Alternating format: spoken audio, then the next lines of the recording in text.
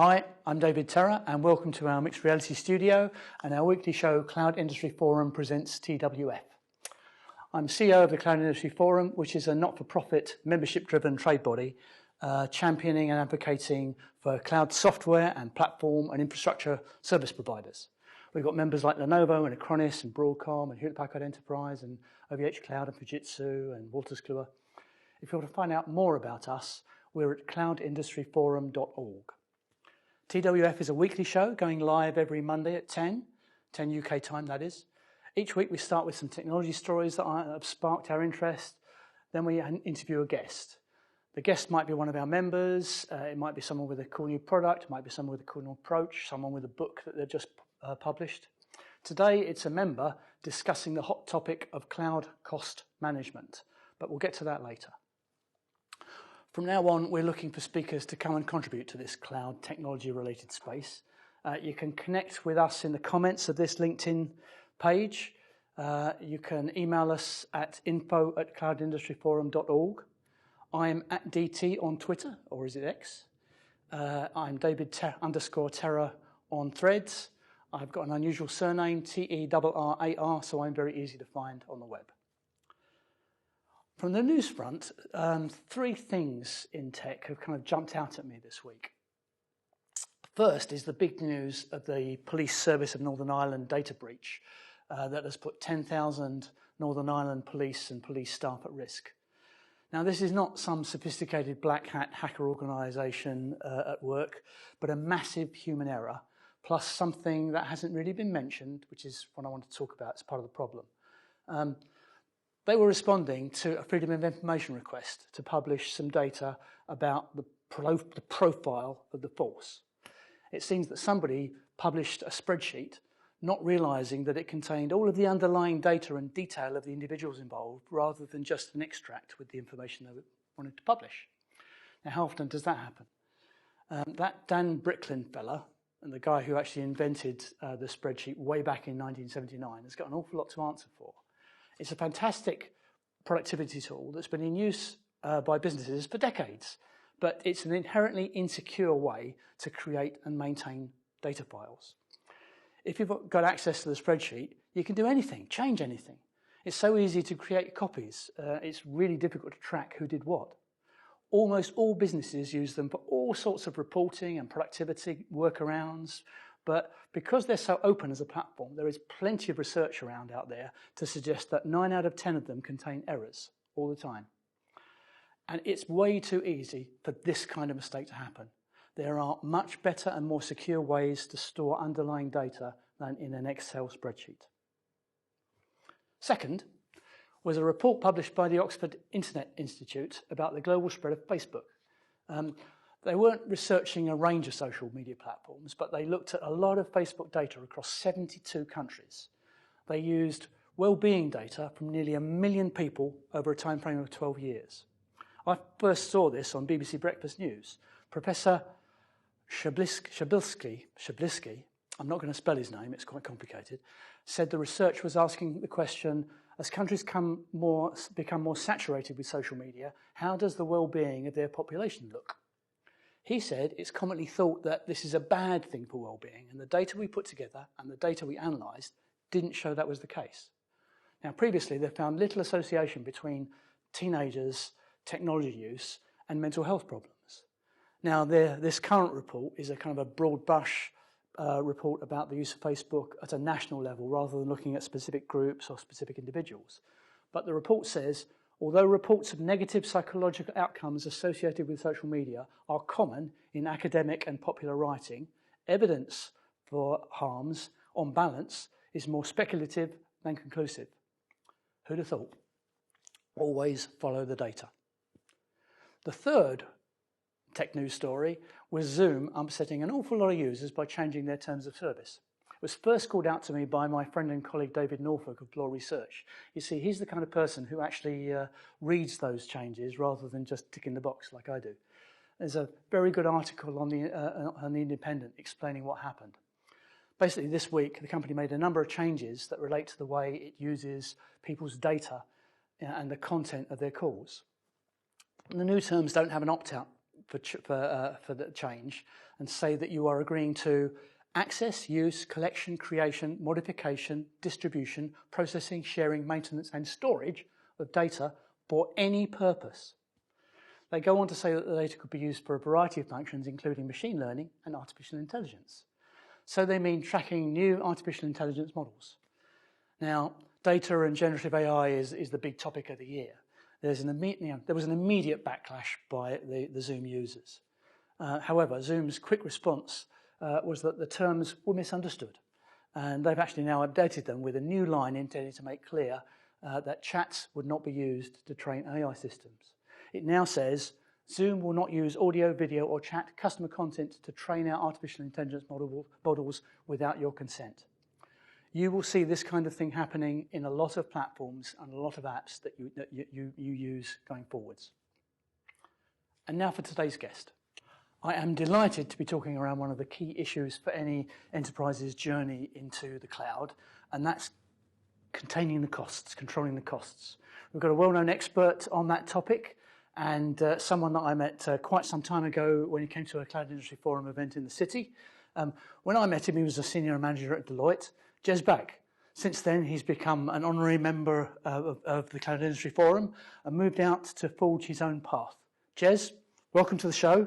Can you tell me a bit about yourself and what you do, please? Yeah, hi Dave, I hope you're well. So I'm Jez Bagg, I'm the Consulting Director at Thieves Cloud Management. We are an organisation that focuses exclusively on the religion or the practice of FinOps, depending on how you want to call it, and I'm a certified FinOps professional and FinOps instructor. Excellent. Okay, so FinOps is the topic. Can you explain a little more about what FinOps is and isn't, and the kind of current state of the FinOps landscape? Yeah, okay, so I think the first thing is always to put things in context. So if I start with my why about how I got into this, and then it kind of tells the story. And where I come from is I want to help people make their ding on the universe. So they and their businesses can be really successful. Now, how I do that is by using cloud economics and that discipline of FinOps, not only to eliminate waste from their cloud bill, but also to set up the ability to avoid incurring unnecessary costs for the future, and frankly, to drive more value. I suppose what you could say I do is fix people's horrifying cloud bills. But kind of what is FinOps? Well, that's a great question. So the first thing I would say is that FinOps is not just about cost optimization or cost reduction. That's only part of the story. Indeed, I would say that FinOps is a term that's come a bit late to the party around this whole cloud economics story. In the early days, people would call it cloud economics or cloud cost management. Later, they called it cloud cost optimization, although those terms don't necessarily speak about the allocation challenges of cloud. Cloud financial management is a term that's also being used by some of the cloud service providers. So I would say that FinOps has become the least cumbersome term to describe all of these labels. I suppose in its simplest term, we could describe this discipline as about bringing financial accountability to the variable spend model of cloud. But I think that only hints towards the real outcomes.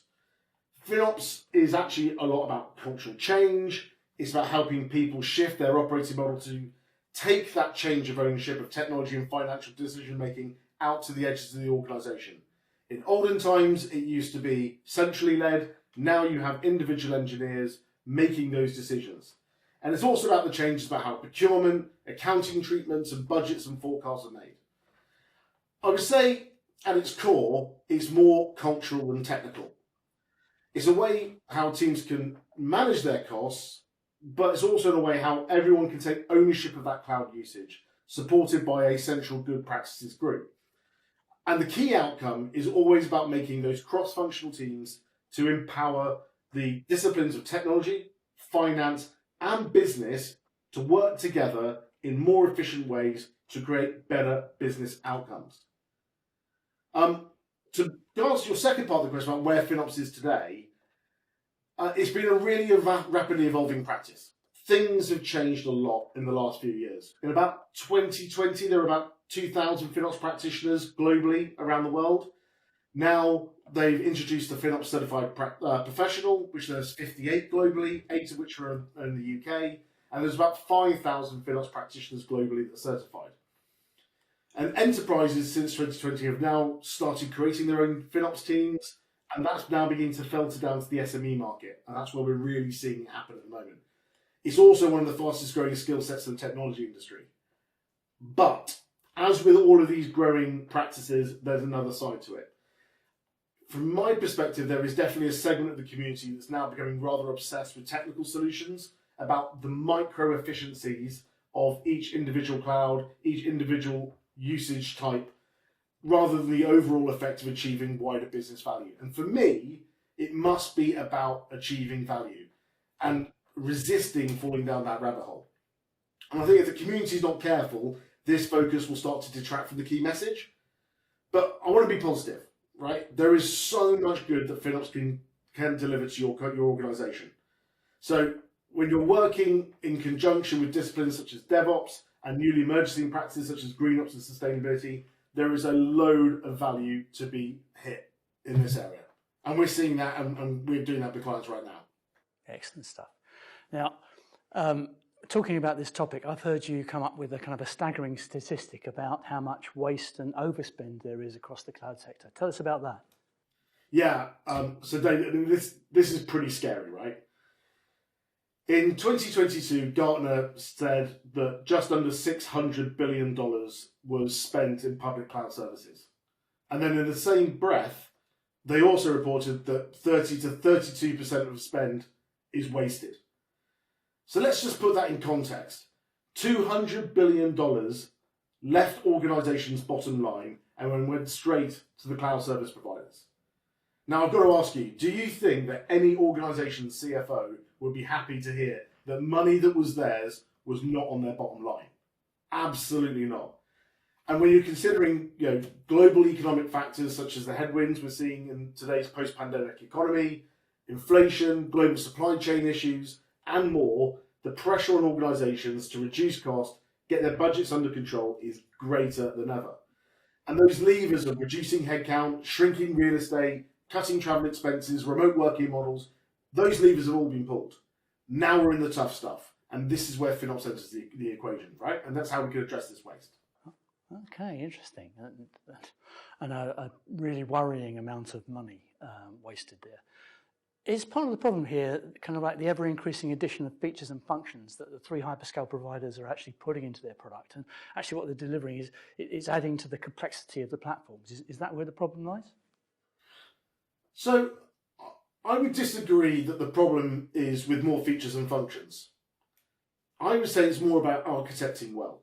That means that architects and engineers need to have the discipline to resist that need to deploy the latest and greatest technology that looks good on their CV for every solution.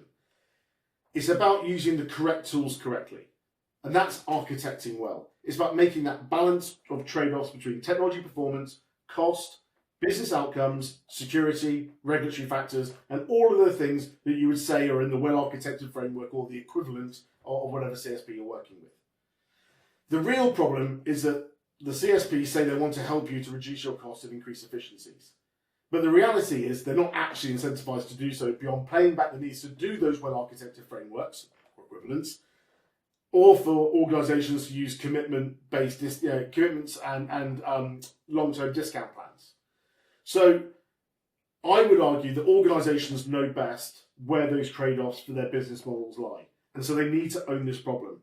And that also comes down to that responsibility at the edge of where people are architecting well, using the right tool for the right job. Excellent. Now, I've also heard you say it's about making informed, data-driven decisions. What do you mean by that? Yeah, so if each operational team, and by that I mean like workload, service, or product owner teams, could access near real-time data that they need to balance their spend against the other trade-offs I've mentioned before, then naturally this means they will move towards being more data-driven in their decision-making, which results in better efficiency. But I think we need to get something really clear here. If an organization is in a really high-growth period, the cloud bill is not going to go down over time. It's going to go up. It's that simple, right? So if we need to think about how we describe good growth on the bill versus bad growth, and that's all about cost allocation and really understanding where these things are. To put it in another way, it's like dieting whilst also going to the gym to do weight training. It's about cutting the fat, not the muscle. As muscle mass increases, your weight's going to increase. But we're not adding to the fat. That's the difference we're talking about. And that's the thing that we need to be telling that story on. And this is why we have that story going back around FinOps, where people just think it's about cutting costs. It's not. It's about how we cut the fat, not the muscle. Right. So you're saying it's about saving costs, or is it about creating value, or is it about both of those things? Well, like I said, right, if people think FinOps is about saving money, then I need them to ask again. FinOps is about helping the organisation make money. Understanding how your cloud spend can drive more revenue, it can help you signal customer base growth, it can help prioritise product and feature release velocity, it can even help shut down data centres. What FinOps is about removing the blockers, empowering engineering teams to get better features, better apps and migrations faster. Why? To create business value. So in the initial bit, we are going to save some money because there's naturally quite a bit of waste. But as we get more efficient, then it's all about how we avoid incurring cost. So it's about enabling a cross-functional conversation about where to invest and when. And sometimes a business will decide to tighten the belt and sometimes it will decide to invest more. But what FinOps really does is help those stakeholders to know why they're making those decisions rather than by gut feel and best guess. Now, look, I will also be slightly hypocritical and be a bit pragmatic here. The reality is that most of the calls I get from clients is that they want to reduce their cost in the first instance. That's just the reality of their current situation. The key, though, is then about educating, enabling and empowering that organisation and their people to then focus on value. The most successful organisations I've worked with have been the ones that have adopted FinOps early, especially in the migration phase, so they can avoid unplanned costs and actually get the value of the business case. That's where it works. Excellent. So when you're helping a client, where do you start? So the team at Thebes and we work at every stage of the cloud journey, from migration strategies all the way through maturation. And where do we start? Well, the first thing is by establishing visibility and understanding of the bill. What we do is we use a variety of techniques to get that clarity. And in that data, we can then start to allocate the costs, then measure what can be optimized. And also what cannot, and why some things should simply be left alone. And that's important, right? Trade-offs. There might be some things for governance and regulatory compliance factors that means we're not touching these things, even though they could be architected better. There's very good reasons for that. So I'm not going to go into a ton of detail on every technique because we'll be here way much longer than we've got. But what I will say is that by using a blend of tooling, some of which we've created ourselves, some is third party, some of it's native tooling inside of the cloud service provider, by using maturity assessments and established processes, we can take a tailored approach to each client. And actually, that's a really important point. No two organizations are the same. No two architectures are the same. So if anyone's offering you a silver bullet, is not being straight with their client. Because if the only thing that's being offered to you is a silver bullet, then everything will suspiciously begin to look like a werewolf, right? A tailored approach is key, right? That's really, really important. Fantastic. Now, in that answer, you've actually highlighted that you meet companies that are all different stages of their development into the cloud. If you go back in time, what should they have done when they started their migration to cloud? Well, I mean, this kind of goes back to the old adage, Dave, that, when's the best time to plant a tree? 20 years ago. When's the second best time? Now, right? You can't just FinOps straight away. It's a cyclical and developing a practice inside your organisation, just like growing a tree. It's not about beating up organisations for getting to where they've got to, right? People made decisions at the time. They are professionals that have good intention based upon the data available at the time. No one woke up in the morning and went, oh, I'm going to mess up the business today, right? That's just not a reality. People made realistic decisions based upon the information they had at the time. So if you want to start looking at this, start looking now. My advice would be to establish essentially a coalition of the willing, get some expertise in to accelerate the process, and start that flywheel of reinforcing the positives and getting those quick wins in. It is definitely a flywheel, like an air raid warning siren. You have to crank it slowly and hard, and then it gets easier and easier as you get better and better and faster and faster. Yeah. Once you get to the point of using data to set out the waves of migration that will drive value, to recognize the workloads that are not fit for cloud, which ones are going to require the hard work of re-engineering and so forth, great. Those are the sort of things, the value you can get from the migration phase. When you are in that trough of despair, this is about identifying the workloads which you can just simply turn off because they're wasted, the ones that you can use better, the ones which you can right-size, the ones you can turn off, the ones that we can actually allocate committed usage discounts to. The list is endless. So there's lots of different things we can do. But the other thing also is to train people. Being current, competent and qualified in this, there aren't enough people in this space at the moment. There is more demand than there are people. So get people trained. Trust me, it's definitely worth doing. Excellent. Is there a kind of a maturity assessment or a maturity index to help a company kind of benchmark and improve? So there are a lot of different maturity assessments out there. There are some that, there's one that the FinOps Foundation itself provides. Does that do everything? No. There's one that consultancy organisations provide. Do they do things? They do things that they want to try and position. There's lots of different ones. These done in isolation will give you limited value. They need to be done in conjunction with a deeper review of the architecture. Now, I know this sounds like a sales pitch. It really isn't, right? The only people that have access to benchmarking data are specialists and some of the cloud cost management tooling providers. You will be more successful getting that help in your early stages of maturation because there is, as I said, a paucity of current, competent and qualified professionals out there. Getting the right type of benchmarking data is hard. There aren't many, and that's the difficult bit. Interesting. Now, we're coming to the end now. So as a last question to you, Jez, what advice have you got for our audience? Are there 2 or 3 things they should do or check and be doing now? That's a really good question. So I think the first one is going to be kind of tough for the audience. It's a bit tough to swallow, but it's really important. Can you give a basic definition of economics? If you can't, I'll help you out. Economics is the study of the production, distribution, and consumption of a good or service.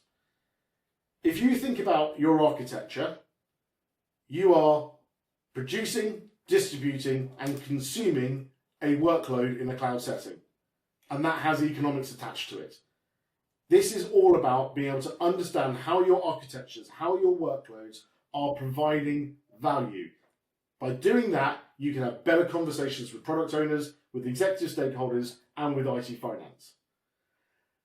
I would say the second question, and then a bit more focus I would ask, is do you truly have full visibility of where your cloud spend is going?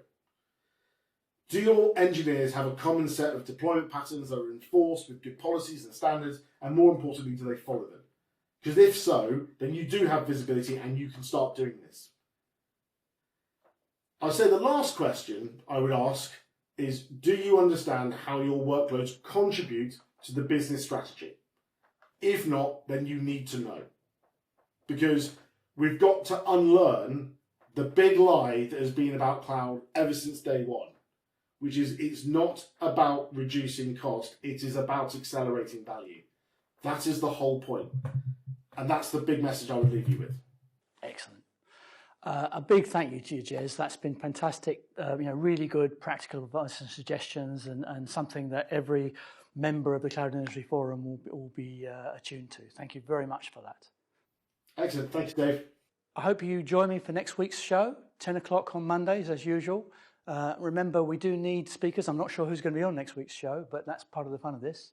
But if you want to get involved, send an email to info@cloudindustryforum.org. Find me on LinkedIn, find me on Twitter or Threads, things like that. Get involved because we'd love to have you involved. Look forward to next week's show. Thank you.